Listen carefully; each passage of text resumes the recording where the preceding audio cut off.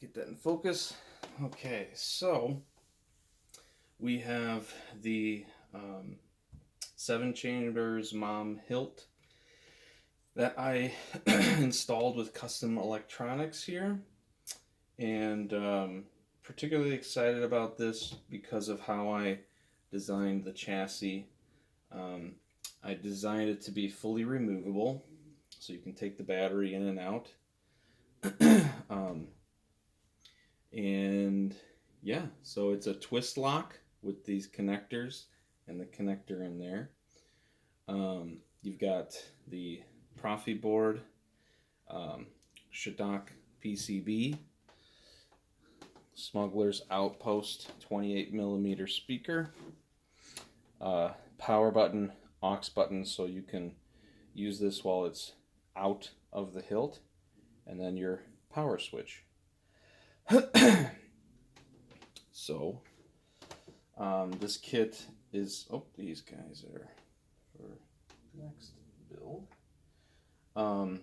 This kit comes with the Allen wrench for putting the blade in, the 34-inch neopixel blade with Shtok Pcb, a charger, and two Keep Power 18650 3500 mAh batteries. Now, when it comes to this charger, the only thing I recommend is that when you go to use it, wrap some sort of like painter's tape or something around the batteries and then put it in, because this thing is very, very strong and it's going to hold on to those batteries, and you need some kind of ribbon or something to pull the batteries out. Otherwise, if you don't, it's going to be very tricky to get them out. But it's got the digital display, it'll show you the level of the batteries. And in case you're not aware, you do always have to make sure that these stay charged up. You never want to leave them empty. And you can tell when you plug them in here what level they're at. And technically, when you're running low, the actual saber will start to act a little strange. Maybe the sound will be off. Maybe there'll be some crackling or something. That's a good indicator of low battery. So the kit also obviously comes with the MoM hilt. Comes with a custom-made blade plug here that I used from an LS6. It's got shine through around this ring and then shine through the middle. And I'll show you that in a minute. And then this also has the special vented pommel that looks pretty close to the stock pommel. This was a separate purchase in order to get it. This is the stock pommel with no vent. And then this is the pommel that came with the kit. And then you've got the two other necks that could have been used here. I used the copper one. I personally feel that's more movie accurate, and the more that you touch on it, the more weathered it'll look, and I think it'll get closer to even more movie accuracy. This also has the reveal board in there. I know there's a kill switch there, but that does not do anything, so you don't need to mess with that. And then this is the power button. This is the aux button.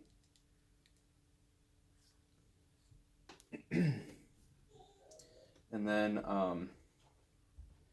also for movie accuracy and display purposes, this is the other ring cup that you can put on there. And technically it has a little bit of this, like, I don't know if you can see that in the camera, but I'm going to try to get that off with some polish. Let's see what happens. But that came from the factory like that, and actually, if I remember correctly, it actually was like all over this too. So that did come off with polish, now that I remember. So let's demo this. Now there's a lot of functions to this, and I'll show you. So you're going to pop the kill switch. I'm a Jedi, like my father before me. There's Luke, older Luke, Kylo Ren, and then General Kenobi on here. Character fonts, and I'll show you how to cycle through to them. each one, except for Kenobi, has music, and then they all have like word fonts, or talking fonts. The older Luke, and Kylo Ren, the talking fonts can be activated while the hilt is on. The Kenobi ones are only change when you cycle through all the character fonts and come back to Obi-Wan. It'll say something different. So I think the top button is power. Yep. And then this bottom one is aux. And I apologize if this comes in and out of focus as I move around. But it's a lot of fun designing this. I love that it feels like this is the lightsaber's core, you know? So, again, the power button is the top button here, that little square, black square, and then the aux button is the bottom one. So you've got, clashing, smooth swing, and then for blasting, you hit the aux button, and then for clash, like if two lightsabers were clashing, you hold the aux button and then you tap it.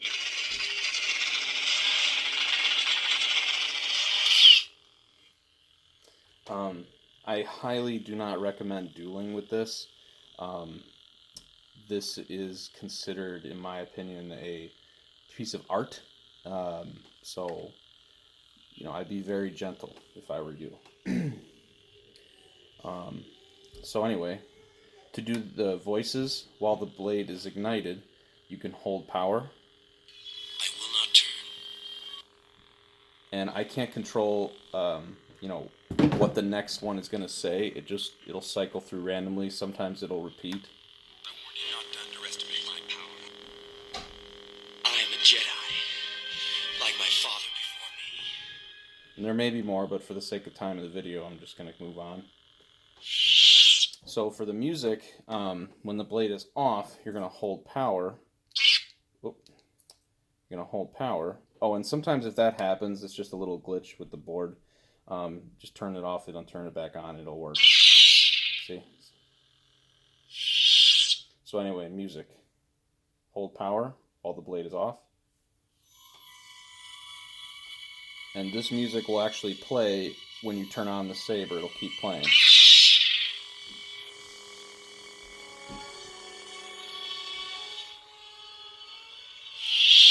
Turn it off.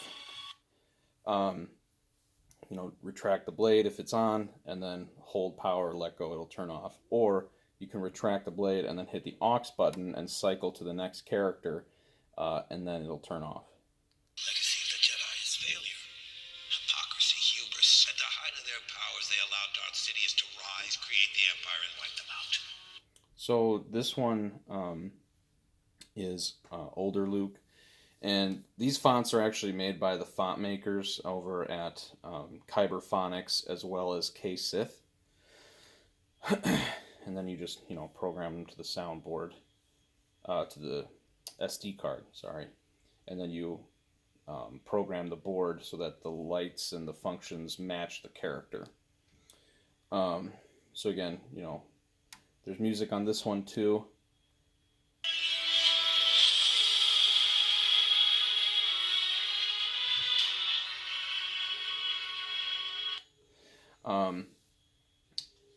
And then this one's a little different because it's got what's called responsive blades. So when you turn it on and you swing it around, it turns white. And the more you swing it, the whiter it turns. I don't know if you're seeing that in the video, but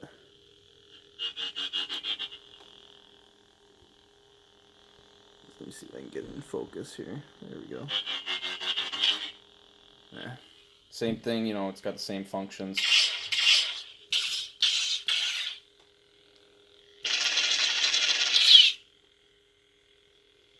I am a Jedi, like my father before me. Next one. Oh, and by the way, all of these have color change. And I'll show you how to do it, just because I'll do it on the next one because that's my favorite. But that's the unstable blade.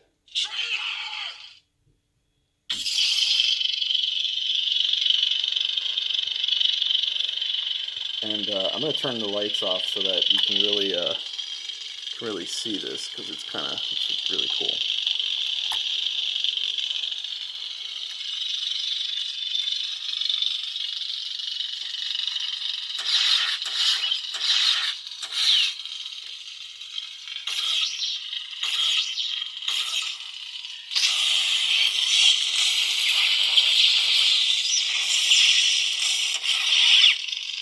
So let's show color change.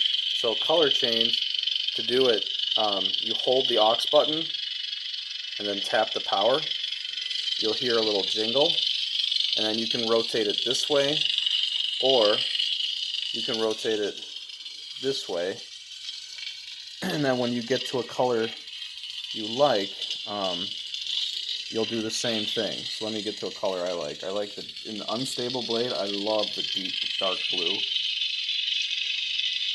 You'll hear the jingle again, and then that's how you select the new one. And then still, like I said, all the same functions will work.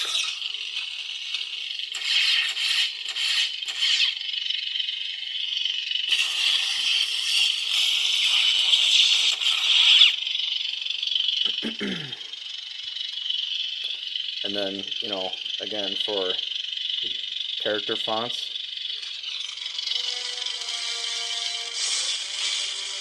The supreme leader is dead. I'll show you the dark side. and then the last one. Sith Lords are our specialty.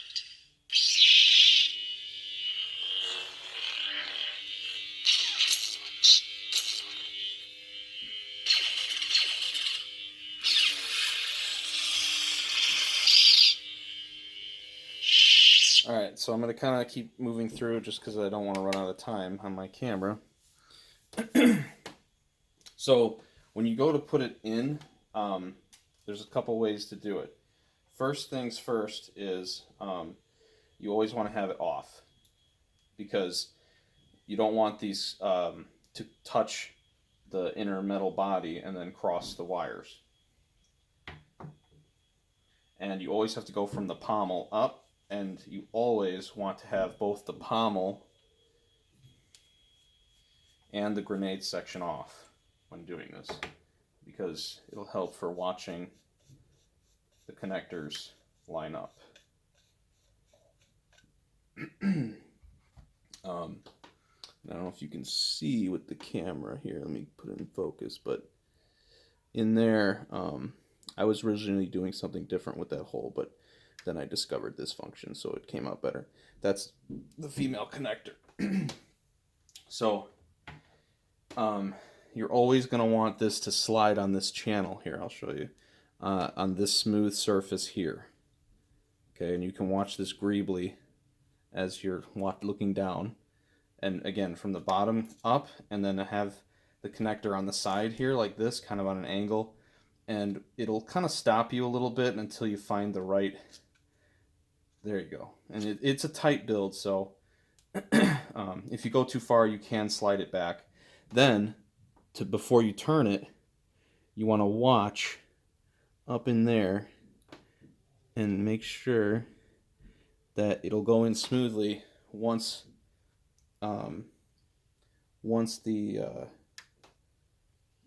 it's hard to see with the lights glaring, sorry. You want to go past the gold greebly, and when you're looking down, you have to look at the two black connectors, and they should be flush with each other, and that's how you'll know. And then also, technically, when you turn on the kill switch, once these light up, and then the functions are working with the buttons, then you know it's lined up. So when it's in, you're going to take the Allen key, and then you reach down here, and you just, whoop, not sure if I'm going to get that in camera, but you just pop the little kill switch. I'm a Jedi. And there you go. Like my father before me. And test. Okay, so on this, it's kind of the reverse. The bottom is the power button, and then the top is the aux.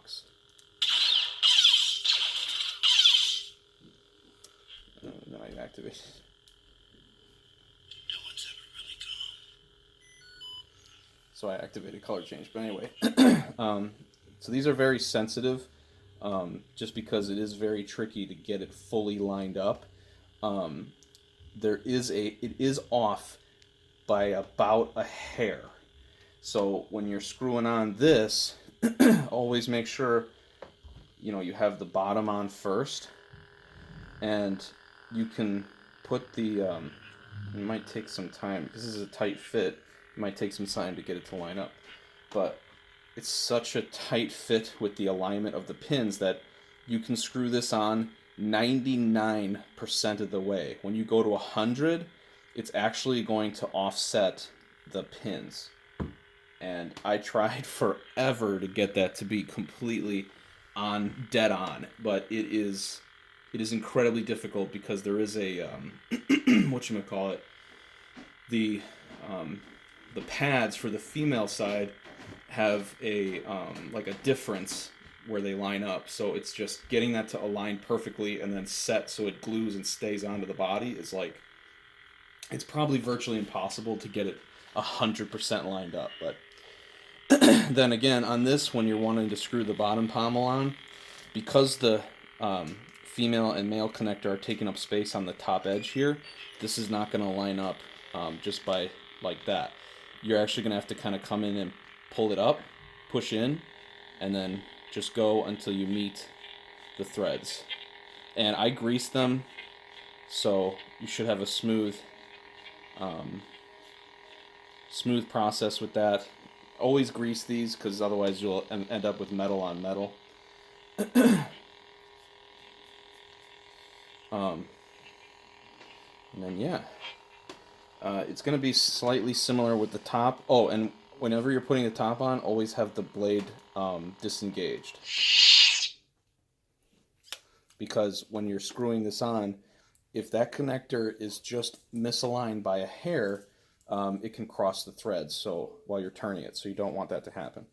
And then you just kind of go until you find the groove, and then literally you're going to want to go just right before it's fully there. And again, I don't know if you're going to see this in camera. Let me try and focus it, but I mean, you can go till it's like right there before it'll be misaligned. So then you can test it out. There you go.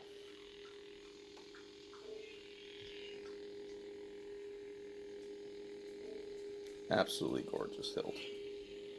Incredible. Absolutely incredible. I hit color change again. These buttons are very sensitive. So again, for color change on while the chassis is in there, it'll be holding the aux, tapping power. There you go. And then it'll select.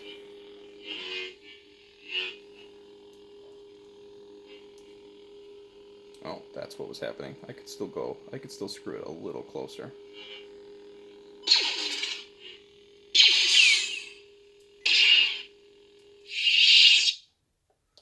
So yeah,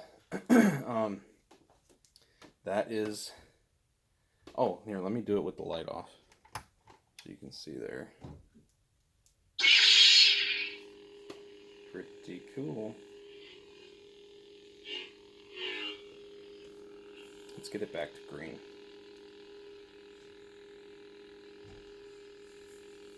These buttons can sometimes be touchy. There we go. Sometimes you gotta press them a little harder. There we go. That should be, oh, is that green? Yeah.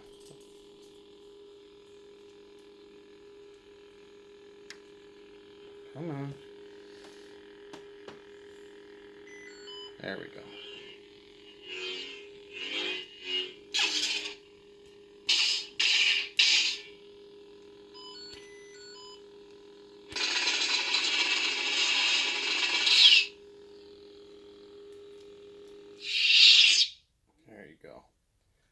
So that's that.